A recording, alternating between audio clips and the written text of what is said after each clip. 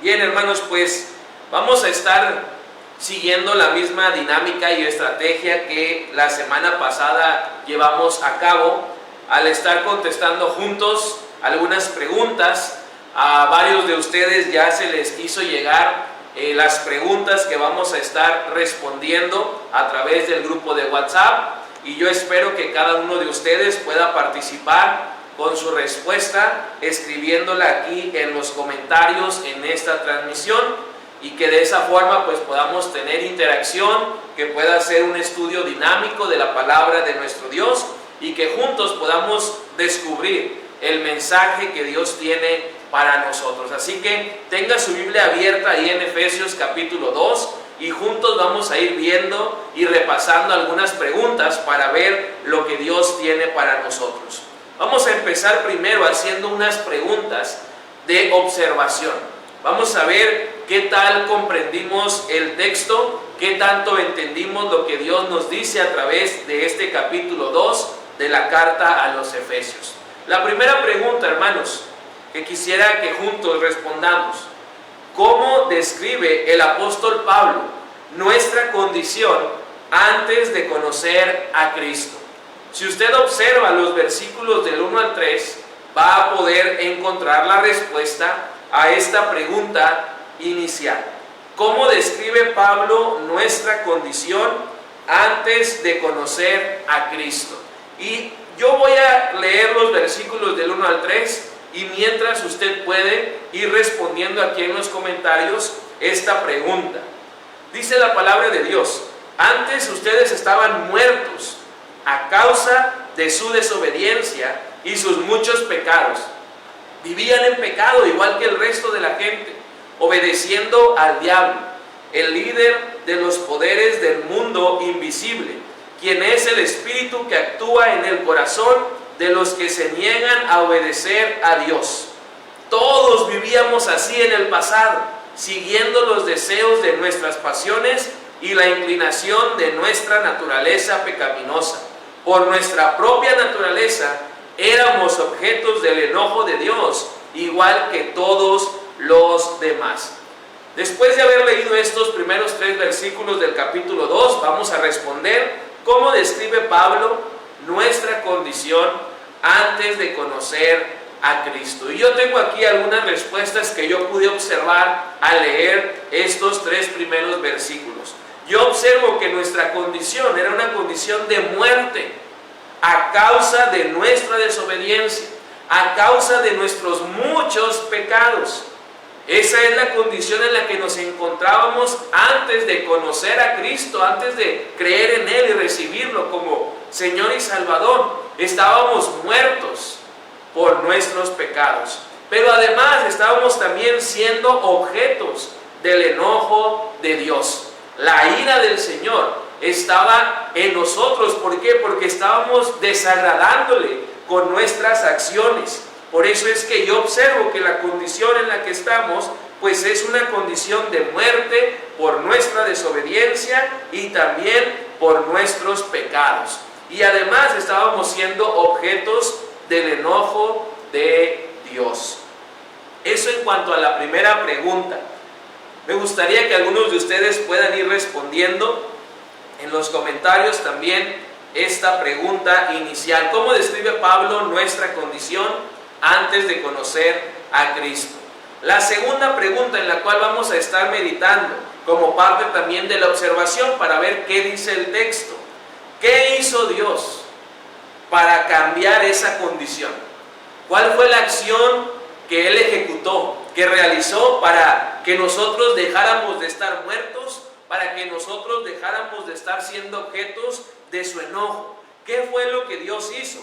Y para ello vamos a ver los versículos del 4 hasta el 7, porque ahí nos dice el apóstol Pablo, inspirado por Dios, qué fue lo que hizo Dios para cambiar esa condición de muerte y de ser objetos del enojo de Dios. Los versículos del 4 al 7 nos dicen: pero Dios es tan rico en misericordia y nos amó tanto que a pesar de que estábamos muertos por causa de nuestros pecados, nos dio vida cuando levantó a Cristo de los muertos.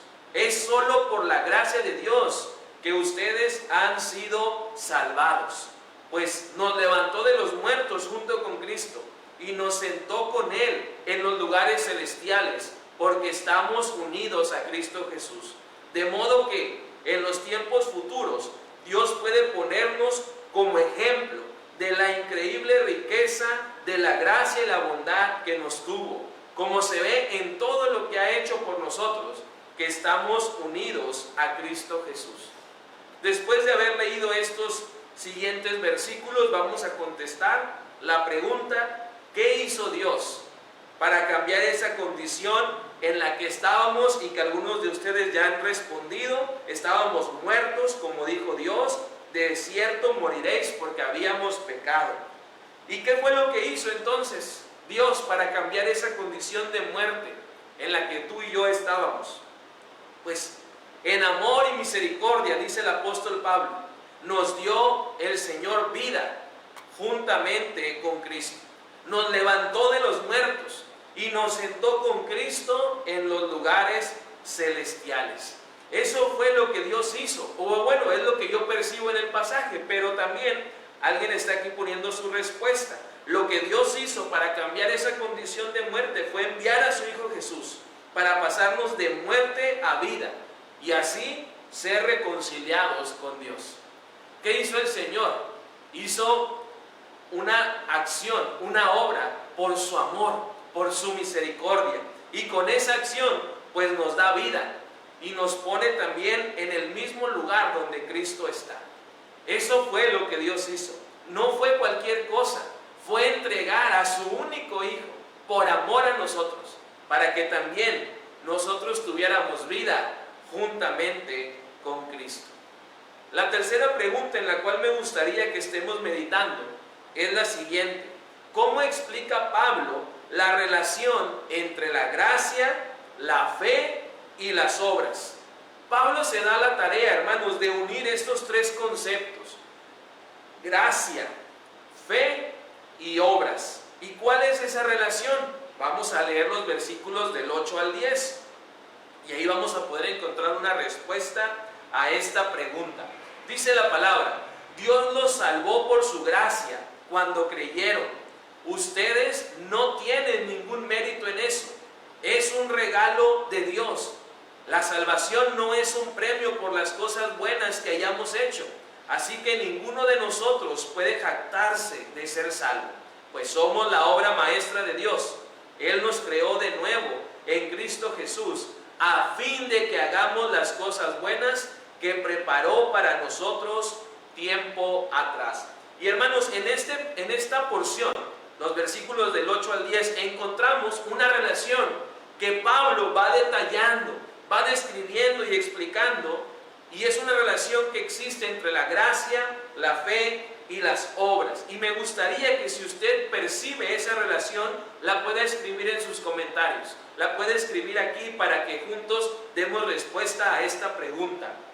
De una manera personal, yo encuentro la siguiente relación: la gracia nos salva por medio de la fe para hacer buenas obras. Yo encuentro que es un patrón. Empieza la salvación con la gracia de Dios, con un favor inmerecido, con un regalo que no nos hemos ganado, pero que adquirimos o recibimos al creer en Él. Y como hemos creído en Él, respondemos haciendo buenas obras. Así que yo encuentro que la relación es que somos salvos por gracia cuando creemos en Cristo. Y por creer en Cristo hacemos buenas obras. No nos salvan las buenas obras, pero el resultado de nuestra salvación, que ha sido por gracia a través de la fe en Cristo Jesús, nos lleva a hacer buenas obras. Estos pasajes del 8 al 10 nos muestran que hay una relación. Cuando uno se siente salvo por gracia, por un regalo, responde en agradecimiento haciendo el bien. Así que esa es la relación que de una manera personal yo puedo ver entre la gracia, la fe y las obras. También están poniendo aquí en sus comentarios en relación a la pregunta anterior de qué hizo Dios para cambiar nuestra condición de muerte. Pues nos amó y dio vida, y además nos resucitará y hará sentar en los lugares celestiales. Sin duda, esa es una promesa. Este es un mensaje de esperanza, porque el Señor nos está anunciando no solamente algo que ya hizo y está haciendo, sino que va a completar, porque lo hará en el futuro. Siguiente pregunta, hermanos. ¿Qué separación existía antes entre los judíos y los gentiles? En el contexto en el que Pablo está escribiendo, sin duda, hermanos, había una división muy marcada, una separación muy visible entre los judíos y los gentiles. Y Pablo se da también el tiempo para que nosotros observemos esa separación y veamos entonces la respuesta a esta pregunta: ¿qué separación existía antes entre judíos y gentiles? Y vamos a leer los versículos del 11 al 13. Dice la palabra de Dios: no olviden que ustedes, los gentiles, antes estaban excluidos, eran llamados paganos incircuncisos por los judíos, quienes estaban orgullosos de la circuncisión, aun cuando esta práctica solo afectaba su cuerpo y no su corazón. En esos tiempos, ustedes vivían apartados de Cristo, no se les permitía ser ciudadanos de Israel y no conocían las promesas del pacto que Dios había hecho con ellos. Ustedes vivían en este mundo sin Dios y sin esperanza, pero ahora han sido unidos a Cristo Jesús. Antes estaban muy lejos de Dios, pero ahora fueron acercados por medio de la sangre de Cristo. ¿Cuál era la separación que existía entonces entre los judíos y gentiles? Vaya respondiendo ahí en la transmisión cuál es esa separación que usted nota. Y mientras lo hace, voy a leer algunas otras respuestas en relación a la pregunta anterior de cuál es la relación que Pablo explica y describe entre la gracia, la fe y las obras. Dice aquí una respuesta: en el entendimiento que la obra de Cristo fue salvadora y reconciliadora por gracia, entonces actuamos, hacemos obras en fe. Y otra respuesta dice: la gracia es el regalo precioso de nuestro Señor para quien tiene fe en Él y que nos lleva a realizar obras que sean visibles, pero solo para honrar el nombre de Dios. Y sin duda, hermanos, eso es la relación, eso es la conexión que hay entre estos conceptos de la vida cristiana: gracia, fe y obras. Y en cuanto a la separación, pues yo veo aquí que hay una separación marcada por la circuncisión. Incluso Pablo está diciendo que los judíos llamaban a los gentiles paganos incircuncisos. Hacían notar esa división, esa diferencia que había entre ellos, porque los judíos tenían la costumbre de circuncidarse y los gentiles no. Y esa es una separación que existía antes entre los judíos y los gentiles. Pero también observo que Pablo remarca y habla de la separación que había por la ciudadanía, por la nacionalidad. ¿Por qué? Porque él está diciendo: ustedes no se les permitía ser ciudadanos de Israel y no conocían las promesas del pacto que Dios había hecho con ellos, pero ahora han sido unidos a Cristo Jesús. Y ahí está marcando esa diferencia que había, no solo por la circuncisión, sino también por la nacionalidad. Otra pregunta, hermanos: ¿qué acciones realizó Cristo para derribar las barreras entre los creyentes? ¿Qué acciones hizo el Señor Jesús para quitar esa separación, para quitar aquella división entre los creyentes? Los versículos del 14 al 18 nos van a decir la respuesta a esta pregunta. Dice la palabra: pues Cristo mismo nos ha traído la paz. Él unió a judíos y a gentiles en un solo pueblo, cuando por medio de su cuerpo en la cruz derribó el muro de hostilidad que nos separaba. Lo logró al poner fin al sistema, dice aquí, de leyes, de mandamientos y ordenanzas. Hizo la paz entre judíos y gentiles al crear de los dos grupos un nuevo pueblo en él. Cristo reconcilió a ambos grupos con Dios en un solo cuerpo, por medio de su muerte en la cruz, y la hostilidad que había entre nosotros quedó destruida. Cristo les trajo la buena noticia de paz tanto a ustedes los gentiles que estaban lejos de Él, como a los judíos que estaban cerca.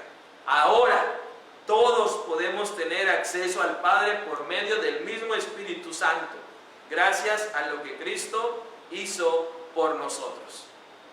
¿Cuáles acciones encontramos que Cristo hizo para derribar esas barreras entre los creyentes en los versículos del 14 al 18?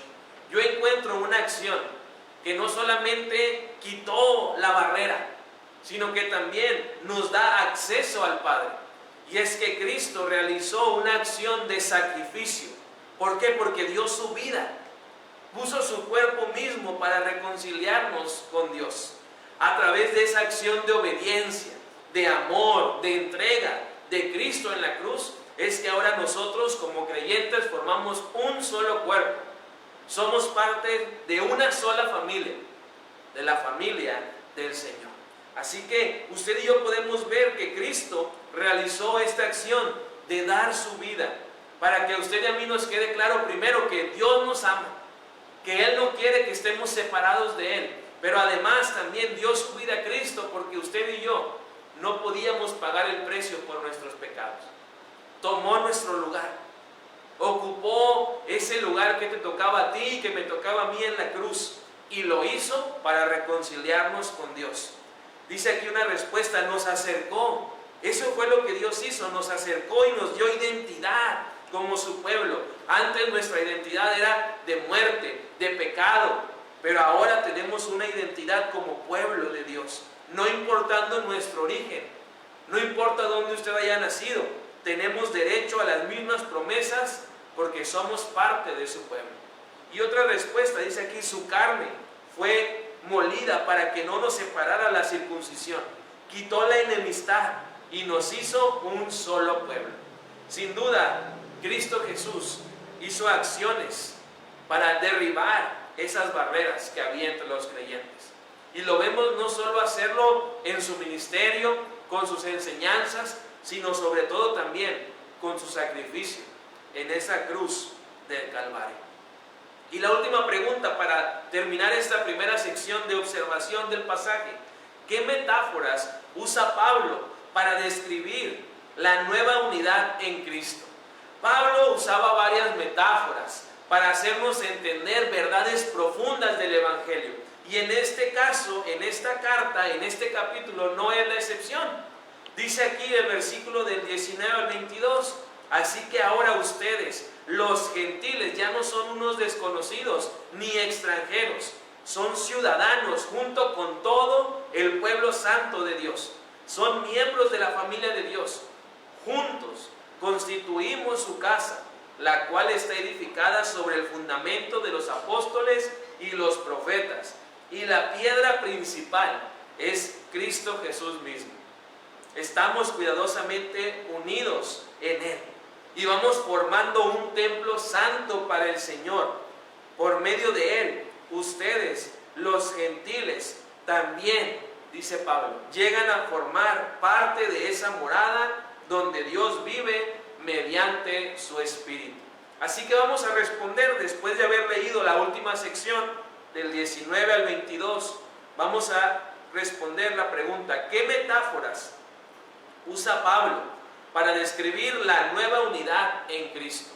Yo observo por lo menos tres. Si usted, porque está leyendo a lo mejor la Biblia en otra traducción, observa alguna otra, respóndanla en los comentarios para que juntos podamos adquirir también esa metáfora y tener ese conocimiento. Yo encuentro que Pablo usa la metáfora de la ciudadanía, de la nacionalidad. Dice ahora que ya no somos extranjeros, sino que somos ciudadanos junto con todo el pueblo santo de Dios.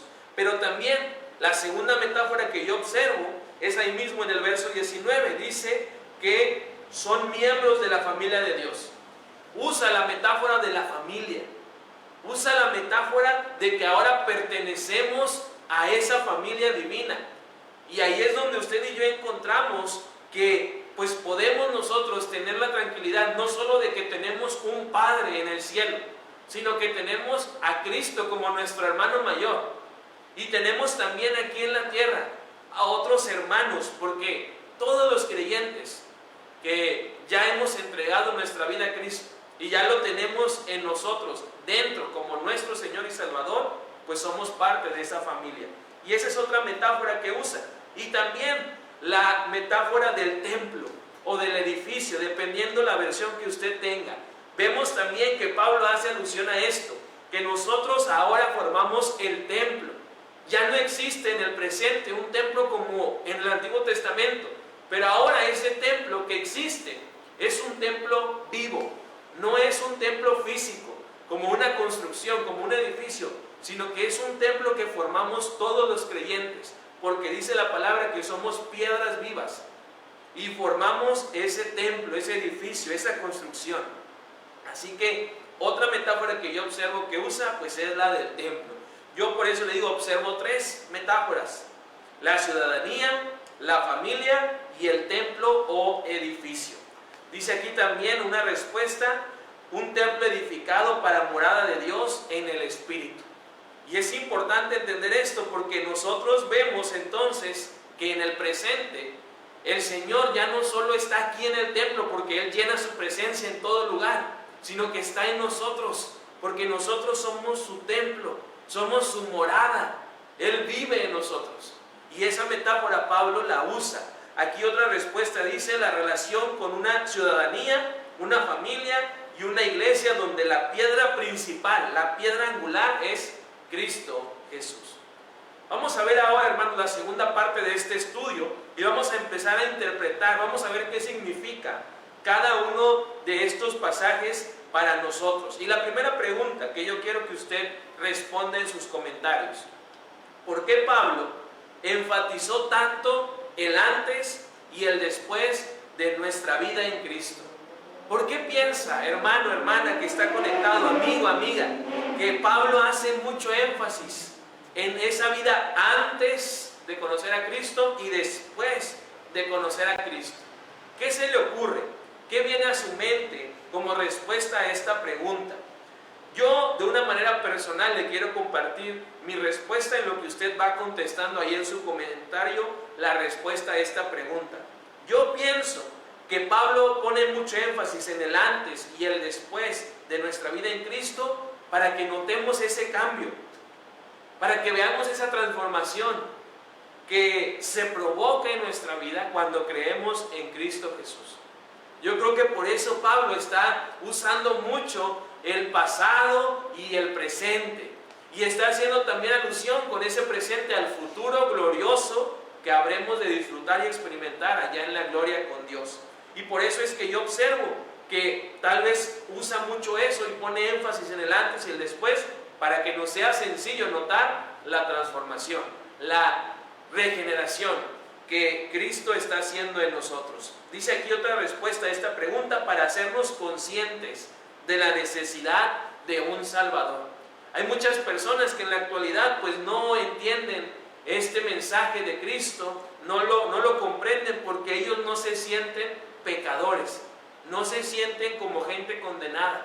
Pero la realidad es que al leer la palabra encontramos que es una condición general, universal de toda la raza humana, condenados por nuestros pecados. Y yo creo que sí, estoy de acuerdo. Pablo hace mucho énfasis en el antes y el después de Cristo para hacernos conscientes de la necesidad que tenemos de Dios, de la necesidad que tenemos de Cristo, nuestro Señor y Salvador. Otra pregunta que quisiera que usted conteste: ¿cómo se relaciona la reconciliación con Dios con la reconciliación entre creyentes? ¿Sí hay una relación? ¿Sí hay una conexión entre esa reconciliación que Jesús ha logrado de nosotros para con Dios, y es una conexión que existe y es una conexión real en esa misma reconciliación para con otros creyentes? ¿Qué piensa, hermano? ¿Qué opina? Mientras responde esta pregunta, yo leo otra respuesta que está aquí en la transmisión. Porque nacimos de nuevo. Por eso Pablo pone énfasis en el antes y el después de Cristo. y no debemos vivir como si no hubiéramos sido salvados por la sangre de Cristo. ¿Alguien más aquí responde? Pablo ejemplifica que nuestro Señor transforma de una manera integral vidas que estaban perdidas y condenadas y las regenera para vida en abundancia en Cristo Jesús. Y sí, hermanos, eso es lo que podemos observar. Por eso es que Pablo pone énfasis y habla del antes y el después de nuestra vida en Cristo. ¿Y cómo se relaciona esa reconciliación, esa obra que Dios a través de Cristo ha hecho, con la reconciliación que debe haber también entre los creyentes? De una manera personal yo respondo a esta pregunta diciendo que la relación se ve y es notoria al estar en paz con Dios. Buscamos también la paz en todas las relaciones. Cuando usted y yo estamos en paz con Dios, entonces vamos a buscar y vamos a procurar la paz en todas nuestras relaciones. Eso es lo que yo observo en esa relación que hay entre nuestra reconciliación con Dios y con los otros creyentes. Otra respuesta aquí que ponen en los comentarios dice, porque es un resultado inevitable al entregar por completo nuestra vida en Cristo, y una respuesta de la presencia de Dios en nosotros, de un cambio verdadero en todo ámbito de nuestra vida, incluyendo nuestras relaciones interpersonales. Y otra persona aquí también responde, somos miembros de una sola familia, conciudadanos de los santos. Así que hay una relación en esa reconciliación, porque Dios no solamente quiere que estemos en paz con Él, sino que también estemos en paz con nuestro prójimo. Una pregunta más, ¿qué significa que Cristo derribó la pared intermedia de separación?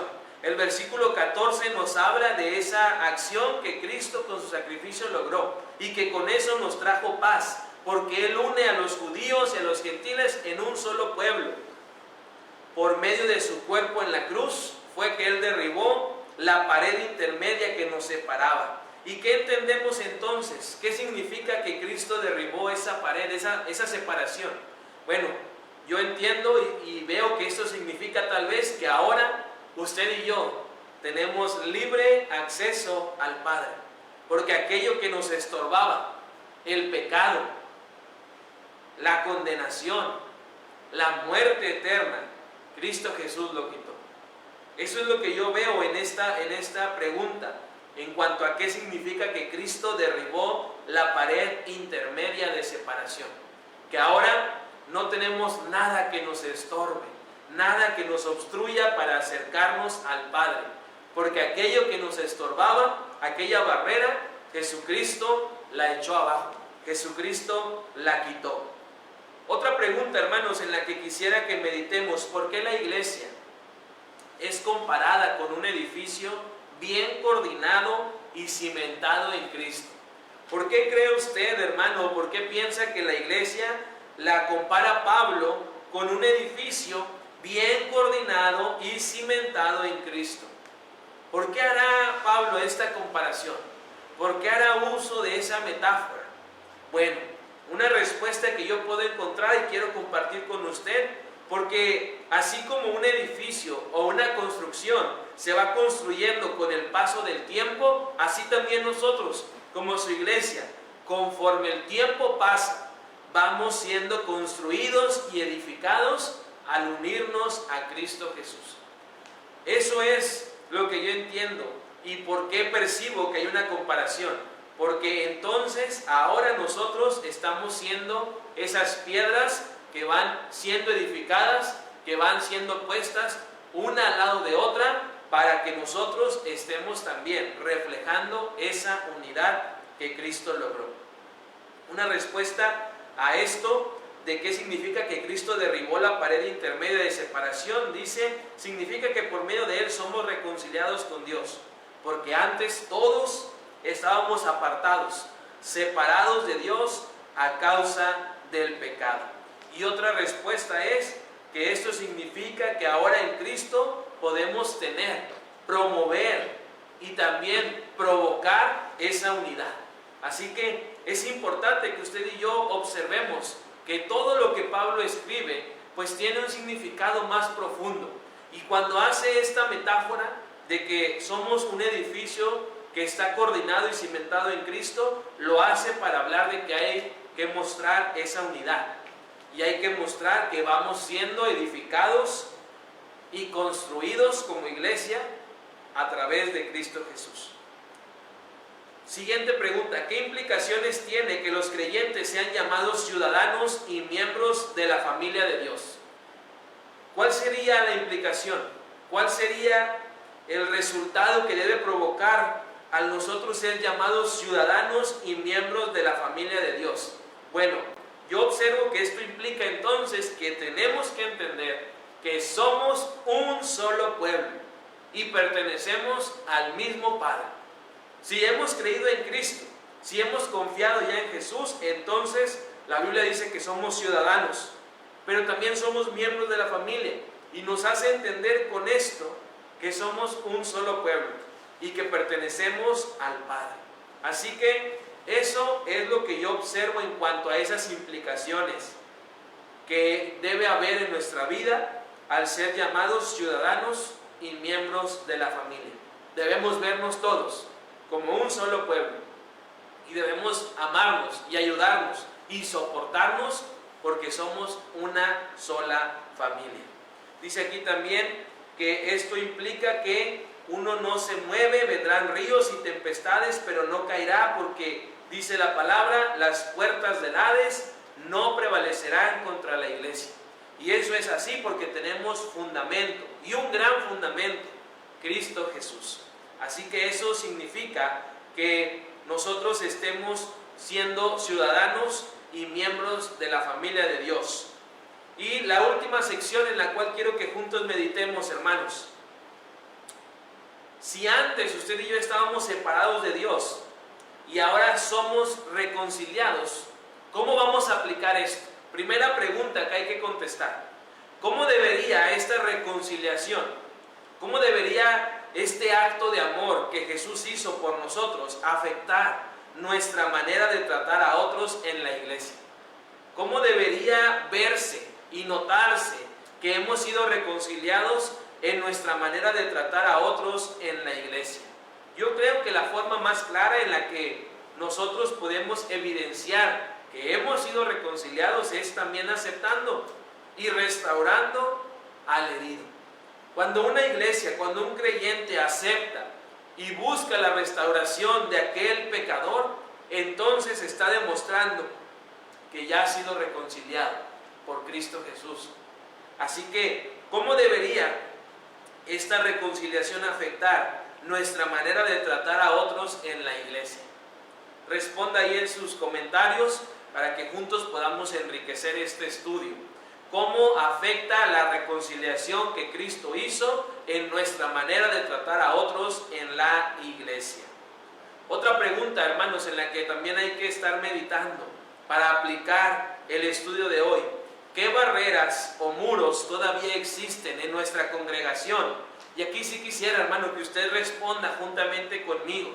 Gracias a Dios hay 18, casi 20 personas ahí conectados. De repente algunos entran y salen y nos gustaría saber su opinión en esta pregunta. ¿Qué barreras o muros todavía existen en tu congregación que necesitan ser derribados para vivir en verdadera unidad?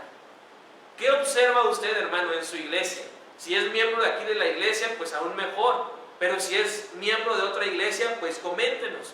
¿Qué barreras o muros existen en su congregación que necesitan ser derrumbados para vivir como iglesia, como un solo pueblo, como esa familia que somos, en una verdadera unidad? Yo, pues, contesté esta pregunta con 3 respuestas que observo. Observo que todavía una barrera o un muro que necesita ser derribado para que como iglesia vivamos en unidad, pues son las clases sociales. Hay muchas veces que en la iglesia, pues nosotros nos relacionamos con las personas que están en nuestro mismo estatus social. Pero el Señor nos dice que no debemos nosotros hacer acepción de personas, no debemos hacer favoritismos, debemos tratarnos todos como iguales y tratarnos todos con amor.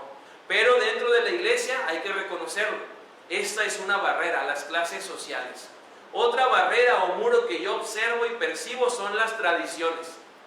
Gente que a lo mejor fue enseñada con la vieja escuela, como a veces se dice, y sus tradiciones, ellos esperan que sigan siendo algo visible en la iglesia, sin tomar en cuenta que los tiempos cambian, que las personas también no son las mismas, y que a final de cuentas las tradiciones no nos acercan al Señor. Y yo creo que eso también es algo que muchas veces es un muro, una barrera que no permite que en la iglesia se promueva la verdadera unidad. Y otro que más o menos he observado, aunque no tanto como los otros dos, es el tiempo que tiene cierta persona de cristiano. Eso a veces también es una barrera, eso también a veces es una separación, porque a veces, pues entre la gente que ya tiene mucho tiempo caminando con Cristo, no se quiere uno relacionar, no se quiere acercar con personas que apenas están llegando. O viceversa, los nuevos no se acercan a los que ya tienen mucho tiempo, a lo mejor por vergüenza, por miedo, por temor, no sé cuál sea la razón, pero es una barrera que yo también he observado. ¿Cuánto tiempo tiene uno de cristianismo? Y aquí hay algunas otras respuestas que ustedes han estado respondiendo y escribiendo, y yo quiero leerlas. Dice aquí también: la creencia de que la antigüedad en la iglesia te da privilegios como miembro de la iglesia. Sin duda eso es también algo que se ha ido metiendo conforme pasa el tiempo en la iglesia, creyendo que uno tiene más derecho por su antigüedad. Y a veces eso es una barrera, un muro que nos estorba y nos obstruye para vivir en verdadera unidad. Aquí hay otra respuesta que dice también: actuar en gracia, apoyo y cobertura para los que llegan al conocimiento de Dios. A veces pues también encontramos, ¿verdad?, que no todos están dispuestos a actuar de esa forma misericordiosa, compasiva, y eso a veces también pues hace que sea más difícil o que sea imposible vivir en una verdadera unidad. Y otra respuesta aquí también dice: la falta de humildad. Ese sin duda yo creo que es el clavo de esta respuesta, porque muchas veces por falta de humildad no estamos viviendo en unidad, porque nos sentimos más que otras personas, porque creemos que valemos más que otras personas, porque creemos que sabemos más que otras personas o que merecemos más que otros hermanos. Y eso, esa actitud orgullosa, soberbia, altiva, nos hace pues vivir en una desunión. Y sí, hermanos, podemos usted y yo pues ir mencionando algunas otras barreras o muros, y no solamente es mencionarlas, sino juntos como iglesia, como un solo cuerpo, trabajar para que esos muros sean derribados en el nombre de Jesús, y esta iglesia sea una iglesia que viva en verdadera unidad, para que sea entonces una iglesia sana para la gloria de Dios. Otra pregunta, hermanos, ya estamos a punto de terminar. Esta es la penúltima pregunta: ¿cómo puedes contribuir personalmente a la armonía y al trabajo en equipo dentro de tu iglesia local? ¿Qué se te ocurre que puedes hacer para que puedas contribuir a promover la armonía, pero también el trabajo en equipo dentro de tu iglesia? Yo, de una manera muy clara, encuentro dos acciones que podemos hacer para que en la iglesia haya armonía, pero también para que la iglesia esté trabajando en equipo, enfocados en la misión que tenemos. Y lo primero que yo veo que hay que hacer es promover la unidad y la paz.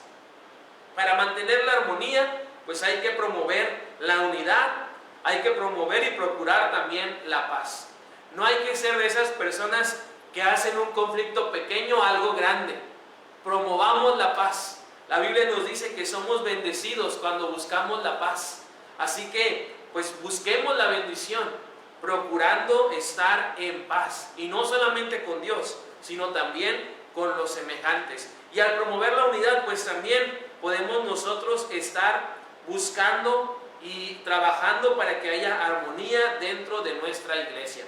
Pero, ¿qué más podemos hacer para que se contribuya al trabajo en equipo dentro de nuestra iglesia? Pues empezar a servir, hermano. Algo que usted y yo podemos hacer es, con los dones, talentos que tenemos, comenzar a trabajar, servir al Señor. Tal vez usted no puede hacer todo, pero algo sí puede hacer. Y debemos comenzar a servir porque el Señor está esperando que usemos los dones, talentos, recursos, habilidades y sobre todo el tiempo, y lo hagamos para trabajar en el extendimiento de su reino como su iglesia. Así que, hermanos, algo que podemos hacer pues es promover la unidad, la paz y además también servir con nuestros dones y talentos. Y la última pregunta: ¿de qué manera nuestra unidad como iglesia glorifica a Dios ante el mundo? ¿De qué forma, al estar unidos, al ser un solo cuerpo, al ser una sola familia, estamos glorificando a Dios como iglesia? Yo respondo a esta pregunta mientras usted contesta. Solamente de ese modo, estando unidos, reflejamos el amor de Dios. Y solamente estando unidos, damos testimonio del poder de Cristo. Si estamos separados, hermanos, pues no vamos a poder promover, ni vamos a poder mostrarle al mundo que somos una iglesia que glorifica a Dios. Y es importante observar esto porque nuestra unidad como iglesia glorifica a Dios. Y es importante ver esto, ¿por qué? Porque es un llamado que Dios nos hace a promover la unidad, a ser realmente un testimonio del poder y del amor que Él tiene para la raza humana. Así que, hermanos, ¿de qué manera nuestra unidad como iglesia glorifica a Dios ante el mundo? Pues solo de ese modo, en unidad, reflejamos el amor y el poder de Dios. Hay otras respuestas a la pregunta anterior de cómo contribuir a la armonía y al trabajo en equipo dentro de la iglesia. Dice aquí: participar en los diferentes ministerios con amor, humildad, viendo al prójimo como mayor que uno mismo, siendo amables, empáticos, disponer de nuestros talentos y habilidades al servicio de la iglesia, contribuyendo, buscando siempre sumar y no dividir o restar, y sirviendo con compromiso, pensando siempre que al que servimos es a Cristo. Si esto hacemos, hermano, estas respuestas las ponemos en práctica, sin duda vamos a ser una iglesia que glorifique a Dios en este mundo. Quiero terminar, hermano, diciéndole que el mensaje que el Espíritu Santo inspira a Pablo para escribir en este segundo capítulo de la carta a los Efesios es un mensaje claro. La reconciliación en Cristo transforma completamente la existencia humana. No podemos vivir si ya tenemos a Cristo, si ya hemos reconocido que somos bendecidos, que somos reconciliados. No podemos vivir como si nada hubiera cambiado. Si realmente nos reconocemos como parte del pueblo de Dios, bendecido y reconciliado a través de Cristo Jesús, entonces el reto y el desafío que le propongo es a vivir con gratitud, a vivir en comunidad y sobre todo a vivir con propósito. Si vivimos de esa forma, agradecidos, unidos y además trabajando en nuestro propósito, muy seguramente vamos a reflejar ante todas las personas que hemos sido reconciliados a través de Cristo Jesús. Quisiera, hermano, que ahí donde está pueda usted tener una oración juntamente conmigo, que nos unamos para pedirle a Dios primero por la reconciliación dentro de nuestra iglesia. Si hubiera a lo mejor algún conflicto entre las familias, entre los matrimonios, entre los hijos, entre los mismos hermanos, que podamos nosotros unirnos como iglesia para orar y pedirle a Dios que Él reconcilie nuestra iglesia. Vamos también a orar por las necesidades que hay en nuestra congregación. Vamos a pedirle a Dios que Él sea el que provea, el que supla, el que, como lo dice su palabra, abra las ventanas de los cielos y derrame en nosotros bendición hasta que sobre y abunde. Y vamos también, hermanos, a orar por los campos misioneros. Vamos a orar por esos lugares donde se está predicando el Evangelio para que juntos podamos sostener la cuerda.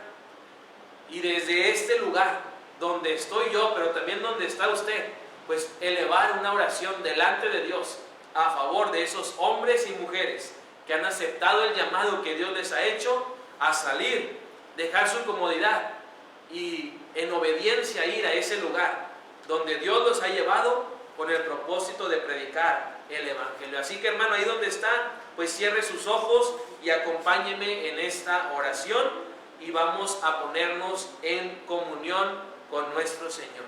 Padre, te damos gracias por este día, Señor. Gracias porque nos das la oportunidad a través de esta transmisión de unirnos, estudiar tu palabra y ver, Señor, sin duda la forma en la que podemos aplicar lo que tú has hablado en nuestra vida. Señor, queremos también aprovechar este tiempo para pedirte que seas tú, Señor, el que obre la reconciliación que se necesite en nuestra iglesia. Sabemos, Señor, que como seres humanos tenemos la tendencia a separarnos, a dividirnos, a pelear, a discutir, Señor, pero ahora que hemos sido reconciliados en ti, debemos no solamente estar en comunión contigo, Señor, sino también estar en comunión y estar en paz con nuestros hermanos en la fe. Señor, ayúdanos a que como iglesia promovamos la reconciliación. Ayúdanos, Señor, a ser esos agentes de paz, esos promotores de unidad, para que tu iglesia, Señor, siga avanzando hacia adelante en el nombre de Jesús. Señor, también queremos orar por las necesidades de nuestra iglesia.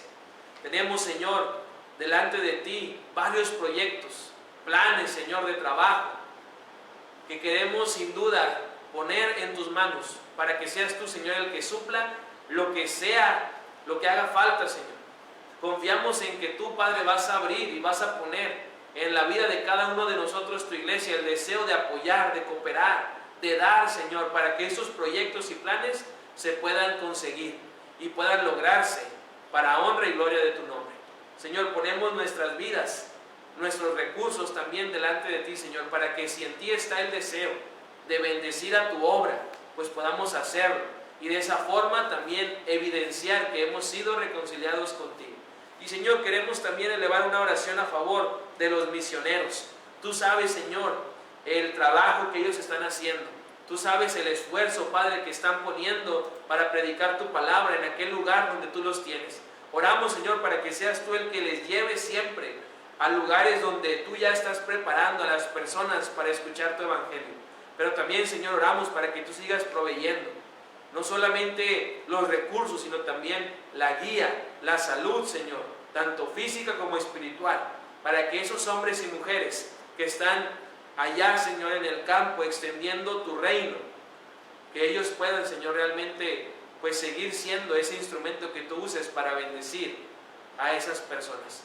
Oramos, Señor, por ellos y sus familias, para que siempre, Señor, tú los tengas presentes y siempre, Padre, les uses y les bendigas grandemente. Oramos, Señor, y te damos gracias también por este día en el que nos has permitido pues conectarnos como iglesia, Señor, para estudiar tu palabra. Sé tú el que siga obrando en nuestros corazones y sé tú, Señor, el que también nos motive y anime para poner esto en práctica. Esa es nuestra oración y la ponemos delante de ti en el nombre de Cristo Jesús. Amén. Mis hermanos, que Dios les bendiga, que tengan una buena noche y que sobre todo sigamos siendo una iglesia sana para la gloria de Dios.